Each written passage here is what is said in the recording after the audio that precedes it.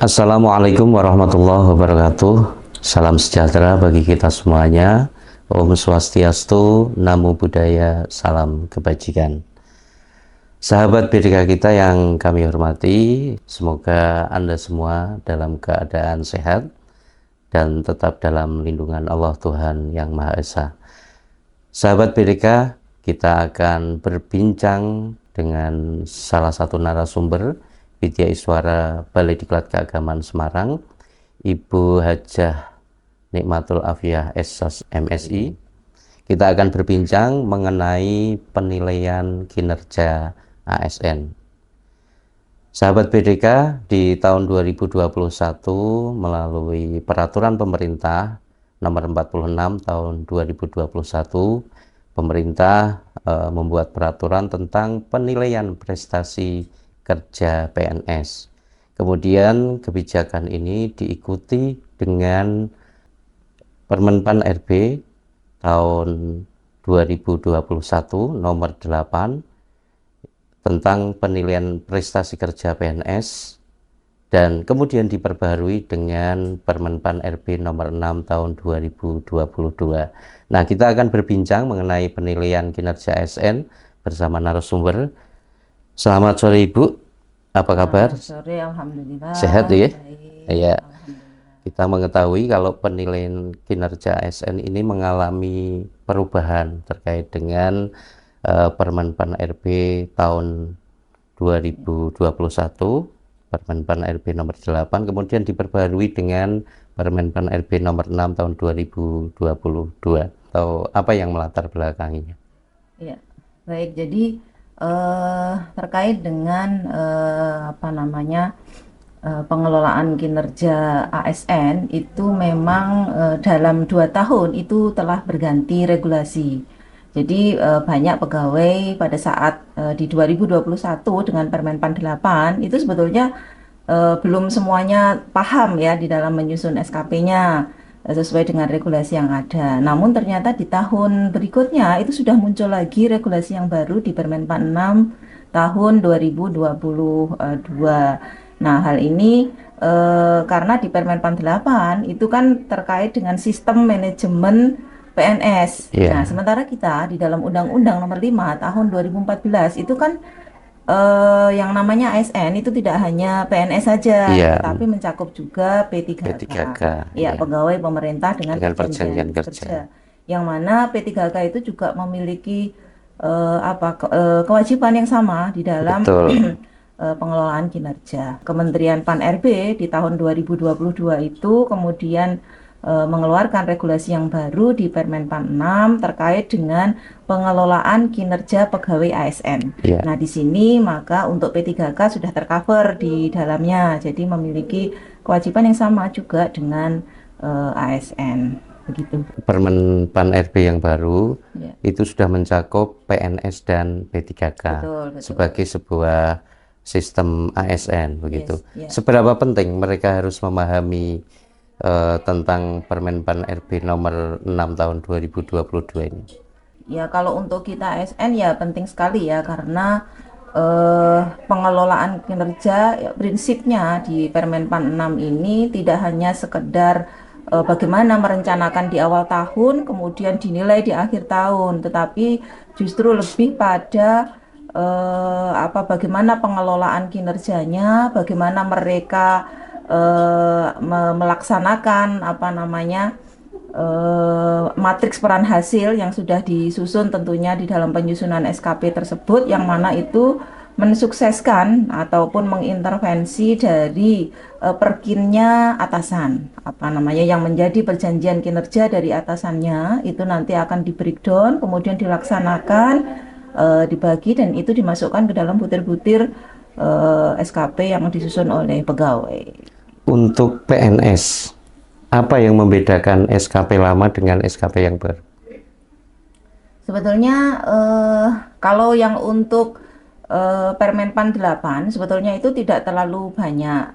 Sama-sama ada 4 aspek, dari mulai perencanaan sampai nanti ke tindak tindak lanjut ya. Di Permenpan 6 juga sama seperti itu. Hanya jika kita melihat banyak juga yang mengatakan bahwa oh di Permen 46 itu mungkin lebih mudah sebetulnya ya, asalkan Hmm. matriks peran hasil itu sudah selesai terpetakan semua, maka SKP bagi pegawai-pegawai itu sebetulnya mudah saja disusun begitu.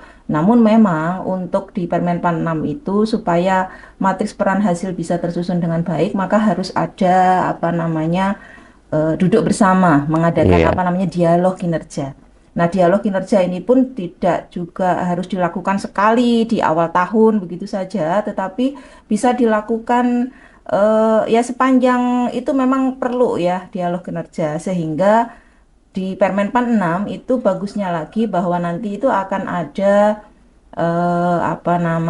klarifikasi ekspektasi, Hmm. sehingga ada ruang ya bagi pegawai-pegawai yang mungkin terlalu tinggi ya ekspektasi dari pimpinan, itu nanti akan bisa dilakukan dialog sehingga bisa kita sesuaikan ekspektasi dari pimpinan tersebut.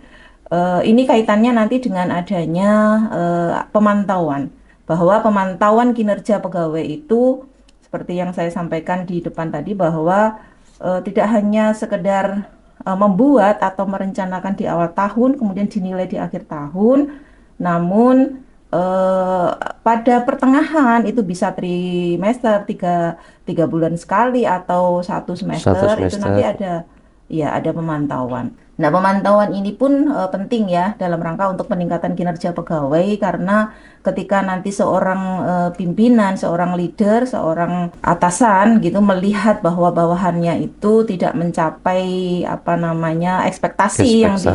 diharapkan itu, maka bisa dilakukan semacam pembinaan, Iya. sehingga nanti harapannya ya tidak terlambat sampai di Iya. akhir tahun diketahui bahwa si pegawai ini sebetulnya bisa dibina ya untuk Iya. meningkatkan kinerjanya, tetapi mungkin lebih dini, mungkin bisa bulanan, bisa 3 bulan gitu, dan itu bisa saja pelaksanaannya secara langsung maupun secara tidak langsung begitu. Kira-kira unsur-unsur apa saja yang ada dalam penyusunan SKP? Kalau di Permen 46 ini karena kita memiliki eh, dua dua Iya. bentuk penyusunan secara kuantitatif dan secara Dan kualitatif. kualitatif Iya, ya. kuantitatif dan kualitatif. Dan juga dibedakan juga penyusunan SKP untuk JAJF, jabatan administrasi dan jabatan fungsional, Fungsional. dengan SKP-nya JPT Iya. gitu. Nah, maka tentu nanti akan berbeda ya Iya. pemilahannya, baik kuantitatif maupun kualitatif. Kenapa ada pemisahan antara kuantitatif dan kualitatif? Biasanya kan ya pegawai ASN seluruh Indonesia itu kan mungkin tidak sama ya di dalam target yang harus dicapai. Jika pekerjaan-pekerjaan itu targetnya bisa ditentukan dengan pasti, maka memang lebih baik memakai yang kuantitatif Iya. ya. Namun ada beberapa jabatan-jabatan tertentu yang mana untuk target kinerjanya itu memang masih abstrak ya, belum bisa ditentukan begitu. Maka teman-teman yang pada jabatan ini mungkin bisa memakai yang kualitatif seperti itu. Nah, Misalnya jabatan apa itu, Bu? bisa saja mungkin di BMN misalkan. BMN ya. Di BMN itu kan kita tidak tahu ya pemusnahan barang dan apa Betul. itu yang terjadi dalam 1 tahun, itu kan sesuatu yang belum pasti gitu. Ya. Kemudian cara penghitungan SKP itu bagaimana, Bu? Nah, kalau untuk penghitungan SKP sebetulnya lebih mudah juga sih ini yang di Permen 46 ya. Kalau di Permen Oh, 48 itu kan kita mesti dipusingkan dengan rumus-rumus ya, betul dipusingkan ya. dengan rumus-rumus, apalagi teman-teman yang mungkin tidak terlalu paham Excel gitu Iya. ya. Itu nanti kalau rumusnya udah kehapus sudah pada bingung gitu ya. Tapi kalau di Permen 46 ini kita memang penilaian itu dilakukan, itu nanti ada yang namanya umpan balik ya, feedback ya. Feedback, ongoing feedback yang itu diberikan oleh pejabat penilai. Iya. Pejabat penilai itu bisa atasan langsung atau memang orang yang diberikan kewenangan yang paham tentang pegawai yang bersangkutan seperti itu. Nah, untuk penilaian ini sendiri pun Kalau di Permen 46 itu nanti bisa saja berupa kalau misalkan memang pekerjaan bawahan dilihat oleh pejabat penilai kinerjanya itu memuaskan, itu maka boleh saja nanti diberikan emotikon Iya. gitu. Emotikon mungkin senyum, senyumnya sedikit apa lebar gitu ya, Bagian dari boleh-boleh aja sih. apresiasi Yes, pimpinan. betul ya, seperti itu dan juga bisa dideskripsikan di sana juga. Nah, kalau seandainya ada pertanyaan lah, bagaimana cara mengukur kinerja, nanti predikat terakhir dari pegawai tersebut itu bagaimana cara mengukurnya. Nah, itu nanti akan ada kalau di Permen 46 kuadran. Jadi berdasarkan kuadran yang dilihat dari SKP-nya, apa hasil kerjanya itu, kemudian dengan perilakunya. Nah, nanti akan ketemu apakah masuk predikat yang baik atau mungkin sangat baik. Tapi kalau yang di Permen 48 itu kan pakai angka kan. Tapi kalau Hmm. yang di Permen 46 ini lebih apa namanya dari penilaian yang diberikan oleh pimpinan atau atasan sesuai eh, dengan apa namanya template yang sudah diberikan, yang mana itu sudah tidak ada lagi angka-angka lagi seperti itu. Pegawai itu sebetulnya tinggal melaksanakan apa Pergil yang sudah pimpinan. diperjanjikan Iya, oleh atasan gitu ya. iya.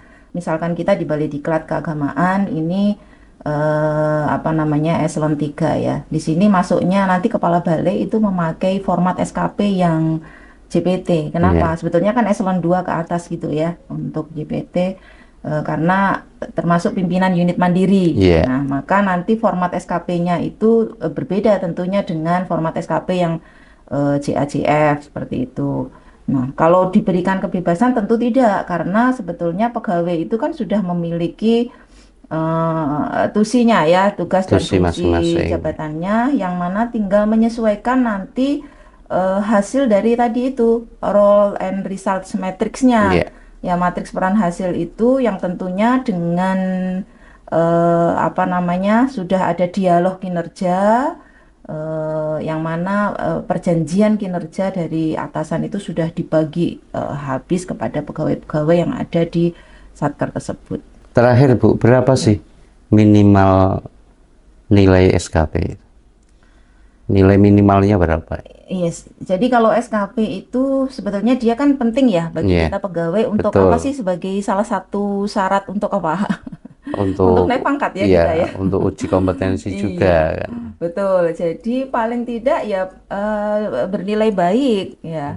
Bernilai baik. Nah, kalau bernilai baik dinilai di Permen 48 kan sudah jelas range-nya ya, Range-nya ukurannya. sudah Tetapi jelas. betul, kalau di Permen 46 ini eh, itu tadi tergantung dua poin tadi yang mana itu sudah masuk dalam satu dokumen SKP, yaitu hasil kerjanya itu nanti predikatnya apa, kemudian perilakunya itu predikatnya apa. Nah, perilaku yang di Permen 46 ini kan kita sudah apa namanya berganti ke panduan perilaku yang sudah dimasukkan juga di Permen 46 yaitu Iya, berakhlak itu tujuh berakhlak ya. berarti 7 poin ya 7 unsur itu.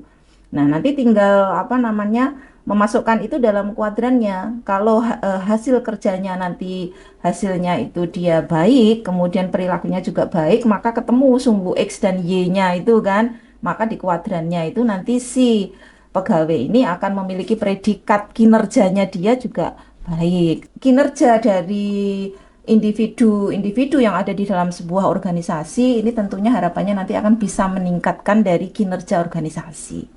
Terima kasih Bu, saya kira itu yang bisa kita Baik, sama-sama. dialogkan untuk sore hari ini. Dan sahabat BDK kita, demikian perbincangan kami, dialog kecil dengan Ibu Hajah Nikmatul Afiah Esos MSI. Semoga dialog ini bisa memberikan sedikit pencerahan kepada kita semuanya, agar kita di unit tugas kita masing-masing bisa melaksanakan, memahami, melaksanakan penilaian kinerja kita dalam bentuk SKP, sehingga harapan pimpinan dalam membagi perkinnya kepada para staf-stafnya, pada ASN di kantornya akan terbagi habis, sehingga perjanjian kinerja pimpinan dapat diapresiasi oleh pimpinan di atas. Terima kasih, sehat selalu untuk kita semua, dan sampai jumpa sahabat PDK kita pada podcast di lain kesempatan. Assalamualaikum warahmatullahi Warahmatullahi wabarakatuh. wabarakatuh.